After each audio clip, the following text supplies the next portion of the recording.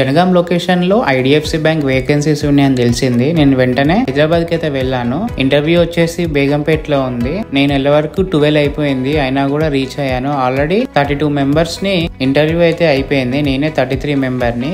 నాకు already experience ఉంది కాబట్టి నన్ను సింపుల్ గా తీసేసుకున్నారు. అండ్ ఇంటర్వ్యూ క్వశ్చన్స్ అయితే కూడా అంతేం ఉండదు. మాక్సిమం నన్నైతే ఏం అడగలేదు. కానీ మీకోసం ఫ్రెషర్స్ అయితే ఎవరు వచ్చారో వాళ్ళని అడిగిన. వాళ్ళు వచ్చేసి సెల్ఫ్ ఇంట్రడక్షన్స్, కొన్ని బేసిక్ థింగ్స్ అయితే అడిగినారని చెప్పిళ్ళు. ఐడిఎఫ్సి బ్యాంక్ లో ఒక ప్రాసెస్ ఉంటుంది. అంటే ఇంటర్వ్యూ అయిపోయిన తర్వాత మీకు ఒక లింక్ షేర్ చేస్తారు మీ మెయిల్ ద్వారా. ఆ మెయిల్ నుంచి మీరు కొన్ని ఎగ్జామ్స్ అయితే రాయాలి. ఆబ్జెక్టివ్ టైప్ ఉంటుంది. దాంట్లో పాస్ అయితేనే మీరు పాస్, ఫెయిల్ అయితే ఫెయిల్. నిన్న ఈవినింగ్ అక్కడ కనెక్టివిటీ లేకపోతే నేను ఇంటికి వచ్చి చేశాను. ఇంకా ఫీడ్బ్యాక్ అయితే రాలేదు. నేను అప్కమింగ్ వీడియోస్ లో ఆఫర్ లెటర్ రిలీజ్ అయిందా అండ్ ప్యాకేజ్ గురించి కూడా మీకు ఎక్స్ప్లెయిన్ అయితే చేస్తాను. ఒకటి గుర్తుపెట్టుకోండి, ఏ బ్యాంక్ అయినా ఏదైనా కూడా, సేల్స్ అయినా లేకపోతే కాసా డిపార్ట్మెంట్, ఏ డిపార్ట్మెంట్ అయినా కూడా ప్రెజర్ మాత్రం కామనే ఉంటుంది. తను నన్ను కూడా అడిగిండు, చేయగలుగుతావా, ప్రెజర్ ఉంటుందంటే ఆల్రెడీ నేను సేల్స్లో ఉన్నా, నేను చేయొచ్చు అని అన్నాను.